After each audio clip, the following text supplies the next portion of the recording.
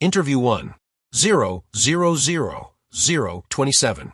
You won't believe the excuse this defendant offered after cutting off his court-ordered ankle monitor.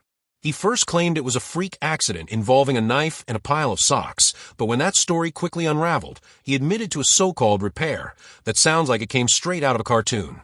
Judge Simpson is clearly not buying any of it. Watching the defendant struggle to justify his logic is genuinely painful. And just when it seems like another routine case of poor decisions, the victim takes a stand and completely shifts the tone of the entire hearing. Let's get into it. Interview 2. 101-544. Did he really just tell the court that he went to the store to buy super glue in an attempt to fix a government-issued tracking device? That may be one of the most baffling explanations ever offered in courtroom. He openly admitted that he panicked, cut the device off, and then decided that applying super glue might somehow deceive the monitoring system. Unsurprisingly, he also acknowledged that it didn't work. What makes this even more astonishing is that he appeared to believe this was a reasonable solution. Judge Simpson's reaction said it all: complete disbelief. There was no anger, just a clear moment of realization that this defendant fundamentally failed to grasp the seriousness of his actions. You cannot improvise your way out of a felony bond violation with arts and crafts logic.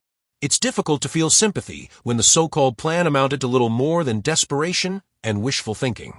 Whether this was his genuine reasoning or an attempt to appear unhinged, one thing is certain: it only made the situation far worse for him. Interview 3. 6/28/841. What began as a moment of dark humor quickly took a deeply troubling turn.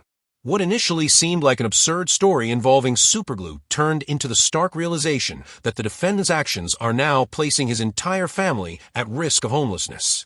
His mother stands before the court detailing a cascade of hardships: a serious neurological condition, the loss of her employment, and a complete lack of support, all consequences stemming from his inability to comply with court-ordered supervision.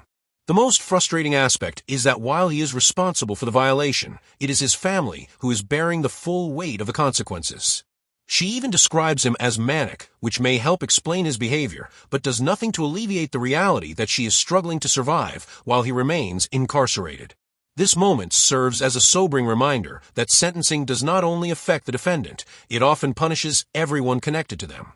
The question then becomes difficult and uncomfortable. Should the court consider release to prevent further harm to the family, or does accountability have to take precedence? It's a decision that leaves many feeling conflicted. Interview 4. 9/25/11/09. That hearing was truly a roller coaster.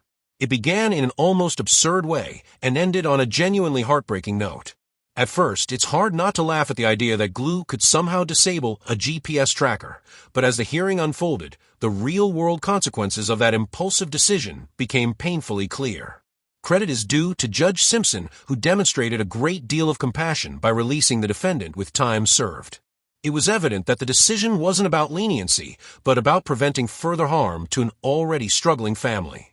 Keeping him incarcerated would likely have devastated the children and their mother, especially given the circumstances involving a seriously ill child. This case highlights the difficult balance judges must strike, upholding the law while recognizing when continued punishment may cause irreparable damage to innocent people. The defendant is extremely fortunate to have others advocating on his behalf, but it's also clear that he's running out of chances. If he doesn't make meaningful changes, the next outcome may not be so forgiving. What do you think? Did the judge go too easy, or was this the right decision for the sake of the children? Thank you for watching. If you found this case insightful, please consider liking the video and subscribing for more content.